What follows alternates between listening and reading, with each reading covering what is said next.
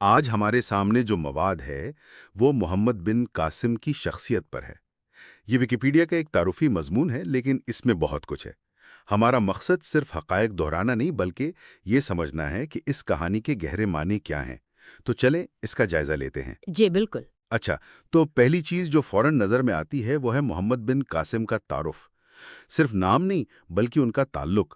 وہ اموی دور کے ایک بہت ہی طاقتور گورنر حجاج بن یوسف ثقفی کے بھتیجے اور داماد تھے۔ اور یہ تعلق بہت اہم ہے۔ اس کو سمجھے بغیر ہم محمد بن قاسم کو نہیں سمجھ سکتے۔ مطلب یہ صرف ایک خاندانی رشتہ نہیں تھا؟ بالکل نہیں تھا۔ دیکھیں، اموی خلافت اس وقت دنیا کی ایک سپر پاور تھی، اسپین سے لے کر وسطی ایشیا تک پھیلی ہوئی۔ اور حجاج بن یوسف اس کے مشرقی صوبوں کے ایک طرح سے وائسرائے تھا۔ جی، وہ صرف گورنر نہیں تھے، وہ ایک کنگ میکر تھے، اپنی سختی اور انتظامی قابلیت کے لیے مشہور۔ تو جب ایسا شخص کسی نوجوان کی تربیت اپنی نگرانی میں کرے، جیسا کہ اس مضمون میں بتایا گیا ہے، تو اس کا مطلب ہے کہ وہ اسے کسی بہت بڑے کام کے لیے تیار کر رہا ہے۔ اور مضمون یہی کہتا ہے کہ محمد بن قاسم نے اس تربیت کا حق بھی ادا کیا۔ کم عمری میں ہی جنگی حکمت عملی، فقہ، انتظامی امور، ان سب پر کمال حاصل کر لیا۔ یقیناً، اور یہ صرف کتابی باتیں نہیں ہوں گی۔ حجاج کا دربار اس وقت کی آپ کہہ لیں بہترین ٹریننگ اکیڈمی تھی۔ اچھا۔ وہاں دنیا بھر سے سفیر، جرنیل اور منتظمین آتے تھے۔ تو اس ماحول میں پرورش پانے والا نوجوان صرف تھیوری نہیں سیکھتا، وہ طاقت کے کھیل کو عملی طور پر دیکھتا اور سمجھتا ہے۔ اسی لیے حجاج نے اپنے کسی تجربہ کار جنرل کے بجائے اپنے 17 سالہ بھتیجے کا انتخاب کیا۔ یہ بہت بڑا جوا تھا، لیکن یہ ایک سوچا سمجھا فیصلہ تھا۔ صحیح۔ اچھا، تو اب اس حملے کی وجہ پر آتے ہیں۔ مضمون میں جو فوری وجہ بتائی گئی ہے وہ تو بہت سیدھی ہے نا؟ جی، وہ جہازوں کے لوٹے جانے والی بات۔ ہاں، کہ سندھ کے ساحل کے قریب عرب تاجروں کے جہاز لوٹے گئے اور کچھ مسلمان عورتوں اور بچوں کو قید کر لیا گیا۔ یہ کہانی تو ہم سب نے سنی ہے۔ اور مضمون اسی واقعے کو ایک محرک کے طور پر پیش کرتا ہے، اور یہ ایک اہم وجہ تھی بھی۔ حجاج نے راجہ داہر سے قیدیوں کی رہائی کا مطالبہ کیا، جس پر داہر نے کہا کہ یہ بحری قزاقوں کا کام ہے اور اس کے اختیار سے باہر ہے۔ بالکل، اور اموی خلافت جیسی سپر پاور کے لیے یہ جواب ناقابل قبول تھا۔ یہ تو ان کی رٹ کو چیلنج کرنے کے مترادف تھا۔ تو یہ ایک طرح سے انا کا مسئلہ بھی بن گیا۔ انا اور ریاستی وقار کا۔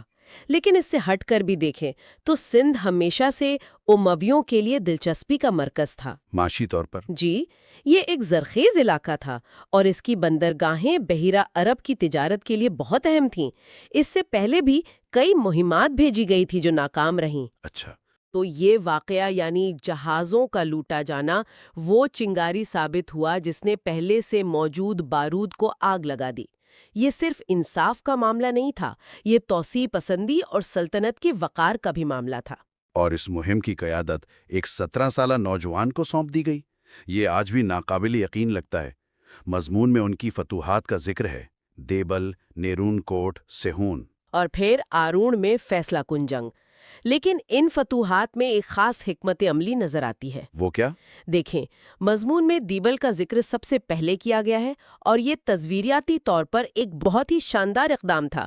دیبل صرف ایک شہر نہیں تھا، یہ سندھ کی سب سے اہم بندرگاہ تھی۔ صحیح۔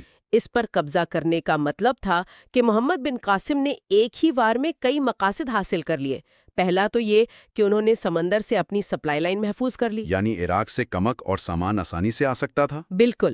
دوسرا، انہوں نے راجہ داہر کی بحری تجارت کو مفلوج کر دیا، اور تیسرا، یہ ایک بہت بڑی نفسیاتی جیت تھی۔ سب سے مضبوط قلعے کو سب سے پہلے فتح کر کے انہوں نے ایک پیغام دیا۔ جی، انہوں نے پورے سندھ پر اپنی دھاک بٹھا دی۔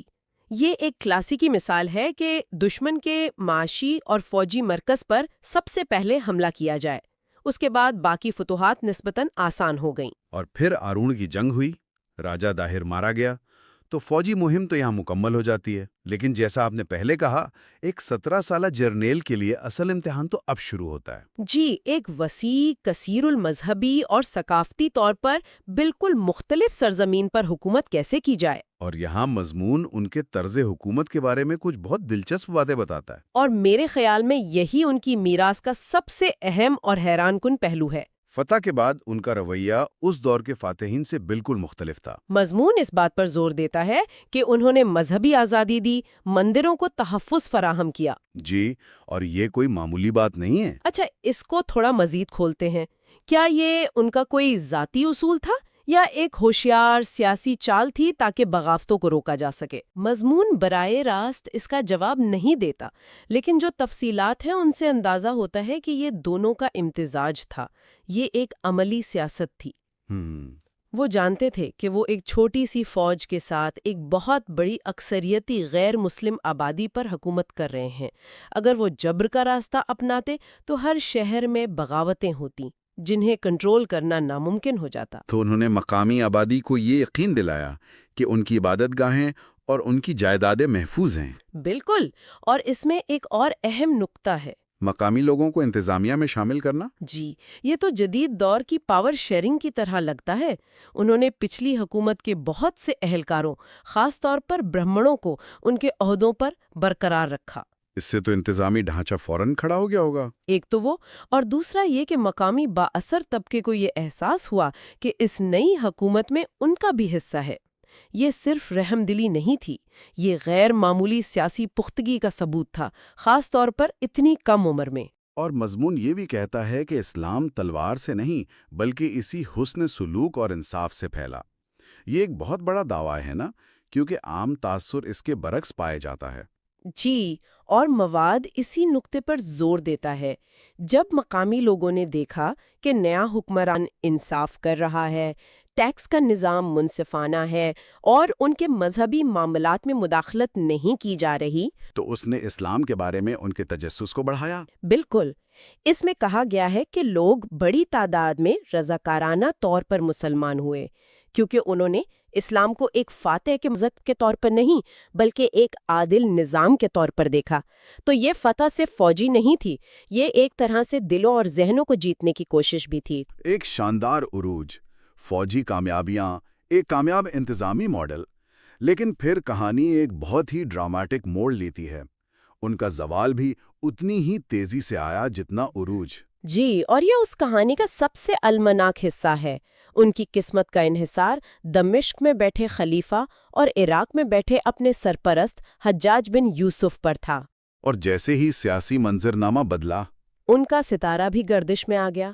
خلیفہ ولید بن عبد الملک کا انتقال ہو گیا اور ان کے بعد سلیمان بن عبد الملک خلیفہ بنے۔ اور سلیمان بن عبد الملک کی حجاج بن یوسف سے شدید دشمنی تھی۔ جی، حجاج کا انتقال تو خلیفہ ولید کی زندگی میں ہی ہو چکا تھا، لیکن سلیمان نے تخت پر بیٹھتے ہی حجاج کے خاندان اور اس کے مقرر کردہ تمام لوگوں کے خلاف کارروائی شروع کر دی۔ اور محمد بن قاسم تو حجاج کے سب سے نمایاں نمائندے تھے۔ بالکل، انہیں فوراً واپس بلا لیا گیا۔ یہ سوچ کر ہی عجیب لگتا ہے، ایک کامیاب جرنیل جس نے سلطنت کو ایک پورا نیا صوبہ فتح کر کے دیا، اسے انعام ملنے کے بجائے قید میں ڈال دیا جاتا ہے۔ یہی اس دور کی سیاست کی حقیقت تھی۔ آپ کی وفاداری کی اتنی اہمیت نہیں تھی جتنی آپ کے سیاسی سرپرست کی طاقت کی۔ جیسے ہی سرپرست گرا، آپ بھی اس کے ساتھ ہی گر گئے۔ جی، مضمون کے مطابق محمد بن قاسم کو واپس بلا کر واسط کے قید خانے میں ڈال دیا گیا اور وہیں 715 عیسوی میں تقریباً 20 سال کی عمر میں ان کا انتقال ہو گیا۔ صرف 20 سال کی عمر، ایک غیر معمولی زندگی کا ایک انتہائی المناک اور اچانک خاتمہ۔ انہوں نے 3 سال کے مختصر عرصے میں جو کچھ حاصل کیا، لوگ پوری زندگی میں نہیں کر پاتے۔ تو آئیے اب اس سب کو سمیٹتے ہیں۔ ان کی تاریخی اہمیت کیا ہے؟ آج انہیں کیوں یاد کیا جاتا ہے؟ دیکھیں، اس مواد کی روشنی میں ان کی اہمیت کئی گنا ہے۔ سب سے پہلے انہیں بڑے صغیر میں اسلام کا بانی کہا جاتا ہے۔ اب اس بانی کی اصطلاح کو سمجھنا ضروری ہے۔ اس کا مطلب یہ تو نہیں کہ ان سے پہلے یہاں مسلمان نہیں تھے؟ نہیں، بالکل نہیں۔ اس کا مطلب ہے کہ انہوں نے برِ صغیر میں پہلی مستحکم مسلم ریاست قائم کی، جو بعد میں صدیوں تک جاری رہنے والے ثقافتی اور مذہبی تبادلے کا دروازہ بنی۔ اصل کارنامہ فتح نہیں بلکہ اس پل کی تعمیر تھی۔ اور ایک جرنیل کے طور پر؟